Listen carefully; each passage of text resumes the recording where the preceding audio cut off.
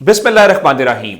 लाखों करोड़ों दुरूदो सलाम मोहम्मद मुस्तफ़ा सल्लल्लाहु अलैहि वसल्लम और आले मोहम्मद पर। मैं हूं उमर दराज गोंदल। यह बात दुरुस्त है कि सुप्रीम कोर्ट के अंदर एक मैच पड़ा हुआ है और इस मैच को लेके जस्टिस मुज़ाहिर अली अकबर नकवी ने आज 18 सफ़हात के ऊपर मुश्तमिल पहली बार एक चार्जशीट जारी की है या जवाब जारी किया है। बहुत सारे सवालात हैं। जस्टिस मुज़ाहिर अली अकबर नकवी ने जब उमर अता बंदयाल थे तो उस वक्त ये कहा था कि उनके खिलाफ जो शिकायत इस वक्त ज़ेर इल्तवा हैं, उन्हें खदशा है कि उनके साथ नाइंसाफी की जाएगी। उसकी वजह यह थी कि एक मोअज़्ज़ज़ जज साहब के पास उनके हवाले से दरखास्त या जो भी वो चीज़ें आती हैं सुप्रीम जुडिशल काउंसिल में, तो वो सीनियर जज साहबान के पास भेजी जाती हैं जिसमें वो अपनी राय देते हैं। लेकिन सीनियर जज साहब जो थे वो राय नहीं दे रहे थे। अब जाहिर है इसके ऊपर कोई कानूनी वो टाइम फ्रेम भी नहीं है कि आप कल दें, परसों दें, महीने में दें। उसका खास मकसद था कि जरा उमर अता बंदयाल साहब रिटायर हो जाए। वो रिटायर हो गए। रिटायर होने के बाद वो जो शिकायत हैं वो सामने आई और उसमें मैंने लास्ट टाइम आपको बताया था दो चीजें बड़ी इंपॉर्टेंट है। जस्टिस मुज़ाहिर अली अकबर नकवी के खिलाफ भी शिकायत है, उनके खिलाफ शो कॉज जारी कर दिया गया और उनको कहा गया कि आप जवाब दें। दूसरी जानिब सीनियर जज जस्टिस तारिक मसूद साहब के खिलाफ भी दरखास्त आई, उनको शो कॉज नहीं जारी किया गया, बल्कि जो दरखास्त गुजार खातून थी उनको मजीद कहा गया कि वो शवाहिद पेश करे अपनी इस दरखास्त के जवाब में या सपोर्टिंग एविडेंस लेके आए। अब ये वो दो चीजें हैं कि दो जजेस हैं और दो जजेस में जो तरीकाकार है वो यकीनन थोड़ा सा मुख्तलिफ नजर आ रहा है। अब जस्टिस मुज़ाहिर अली अकबर नकवी साहब ने आज जो जवाब दिया है उसके अंदर पहली बात तो यह है कि सुप्रीम जुडिशल काउंसिल जो है जो भी कार्रवाई करेगी मुतफिका तौर पे करेगी, पहली बात। दूसरी बात यह है कि उन्होंने सुप्रीम जुडिशल काउंसिल के 3 अरकान को फंसा दिया है और 3 अरकान को फंसाने के साथ उन्होंने उनके ऊपर संगीन एतराजात उठाते हुए मुतालबा किया है कि वो सुप्रीम जुडिशल काउंसिल से अलग हो जाएं। अब ये 3 जजेस कौन से हैं?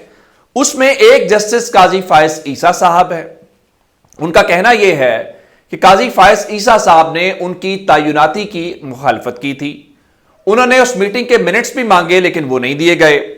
उसके बाद जस्टिस सरदार तारिक मसूद साहब हैं, उनके हवाले से उन्होंने बताया कि जब अभी वो सिंध हाई कोर्ट से जज आए हैं और वहां पे जो कोर्ट रिपोर्टर से गुफ्तगू की है वो बड़ी तज़हीक आमेज किस्म की, ये उनका एक है। उसके बाद जस्टिस नईम अख्तर अफगान है और ये बलूचिस्तान हाई कोर्ट के चीफ जस्टिस हैं।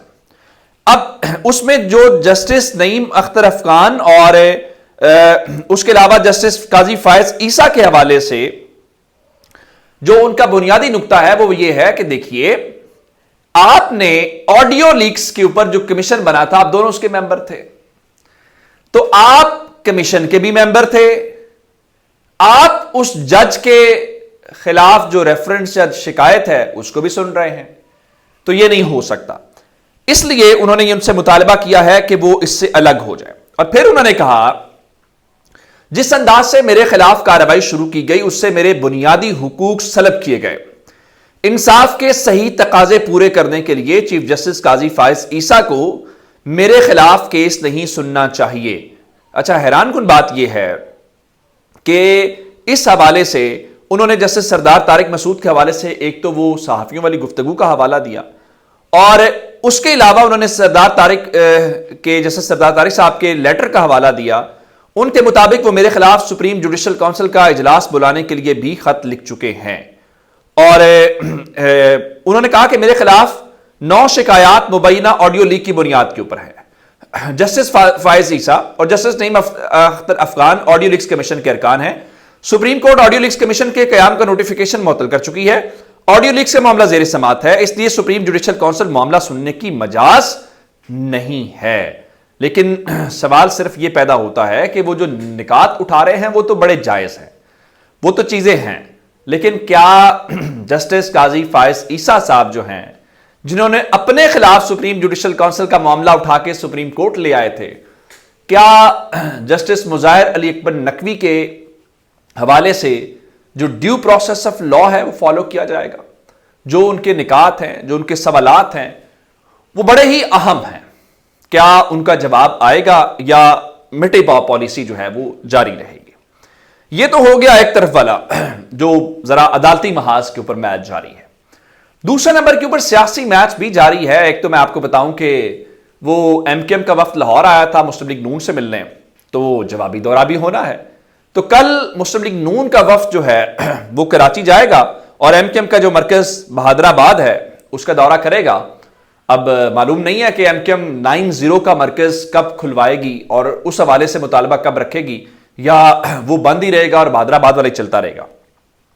آج بلاول زرداری نے ایک بار پھر مسلم لیگ نون کو ایک تو بشیر میمن جو ہیں ان کی تعیناتی کے حوالے سے بتایا ہے کہ انہوں نے زرداری اور باقی سب کے اوپر کیسز بنائے. جو بات ہم کرتے آئے ہیں آج بلاول نے وہ بات کی کہ اس کا مطلب یہ ہے کہ بشیر میمن پہلے بھی مسلم لیگ نون کے ساتھ تھے جب وہ سروس میں تھے. آخر کیا وہ وجوہات ہیں کہ آپ سروس سے نکلے، آپ کو مسلم لیگ نون نے سندھ کا صدر بنا دیا؟ کوئی تو آپ کی خدمات ہوں گی نا، ایک صوبے کی پارٹی کا صدر بننا، یا آپ نے کون سی مسلم لیگ نون کے لیے سندھ کے اندر ایسی غیر معمولی؟ مسلم لیگ نون کی خاص بات سسٹم میں لوگ پلانٹ کرنا، پھر ان لوگوں کا مسلم لیگ نون کے مفادات کا تحفظ کرنا، پھر جب مسلم لیگ نون کو موقع ملنا تو سسٹم میں موجود اپنے لوگوں کو نوازنا. یہ ان کا خاصہ ہے. بہت ساری اللہ تعالیٰ غریق رحمت کرے، رانا مقبول صاحب ابھی ان کی ڈیتھ ہوئی ہے، مثال ان کے لیے سینیٹر بنایا گیا. کیا کارکردگی، کیا وجوہات ہیں، ہم سب جانتے ہیں. احد چیمہ، فواد حسن فواد، ابھی اور بہت سارے ایسے ہیرے جو ہیں وہ آپ کے سامنے ہیں. بشیر میمن حالیہ اس کی مثال ہے. تو وہ تو آج پیپلز پارٹی کو تو ایون عمران خان کی یاد آ رہی تھی کہ وہ اس بات کے اوپر تھے کہ وہ عمران خان جو جیل بھیجنے کی باتیں کرتے تھے اس کے اوپر ہمیں سوچنا چاہیے کیا وہ عمران خان کہتے تھے یا کوئی اور کہتا تھا. اس سے آپ اندازہ لگا لیجئے. دوسری جانب ذرا ایک اور سسٹم کا انصاف آپ کی خدمت میں پیش کرنا چاہتا ہوں. وہ کیا ہے؟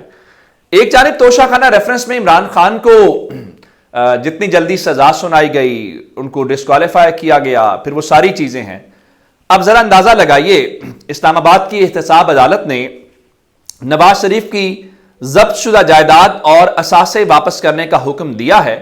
عدالت نے نواز شریف کی جائیدادیں، گاڑیاں، بینک اکاؤنٹس واپس کرنے کا حکم دیا. لاہور میں 1650 کنال سے زائد زرعی اراضی، مرسیڈیز، لینڈ کروزر اور گاڑیاں ضبط ہوئی تھیں. تو اب بتایا گیا ہے، ظاہر ہے اس کو آپ یوں سمجھیے کہ یہ سسٹم کا ایک تحفہ ہے جو نواز شریف کو دیا گیا ہے. آج ایک اور تحفہ بھی تھا. میاں اسلم اقبال کے بھائی جو کافی دنوں سے کوئی منظر عام پہ نہیں تھے، وہ سامنے آئے اور میاں امجد اقبال انہوں نے کہا جی ان کا سیاست سے کوئی تعلق تحریک انصاف سے نہیں ہے، وہ آزاد حیثیت میں الیکشن لڑیں گے اور پہلے بھی آزاد حیثیت میں لڑتے رہے ہیں، اور اپنے بھائی بڑے بھائی کا بھی ذکر کیا. لیکن اب سے تھوڑی دیر پہلے میاں اسلم اقبال کا بیان آیا ہے جس میں وہ کہہ رہے ہیں کہ وہ تحریک انصاف میں تھے، وہ تحریک انصاف میں ہیں اور تحریک انصاف میں رہیں گے. میں آپ کو اتنا بتا دیتا ہوں کہ پنجاب کے اندر جو بہت سارے لوگ جن کی تلاش ہے اس میں ایک میاں اسلم اقبال بھی ہے، لیکن میاں اسلم اقبال بچے ہوئے ہیں، اچھی بات ہے. اب دوسری طرف ایک اور خبر لے لیجئے، اس کے اوپر آپ نے ہنسنا نہیں ہے. مسلم لیگ نون نے ٹکٹوں کی تقسیم کے لیے جو درخواستوں کی وصولی کی تاریخ ہے وہ 10 نومبر تھی، اس میں توسیع کرتے ہوئے 20 نومبر تک لے گئے ہیں. وجہ یہ بتائی گئی ہے اسموگ ہے، لاک ڈاؤن ہے، تو اس وجہ سے 10 دن کی جو توسیع ہے وہ کر دی گئی ہے. اب پتہ نہیں کتنا کھڑکی توڑ رش تھا جس وجہ سے 10 دن کی توسیع کی گئی ہے. اپنا بہت سا خیال رکھیے گا. خدا حافظ.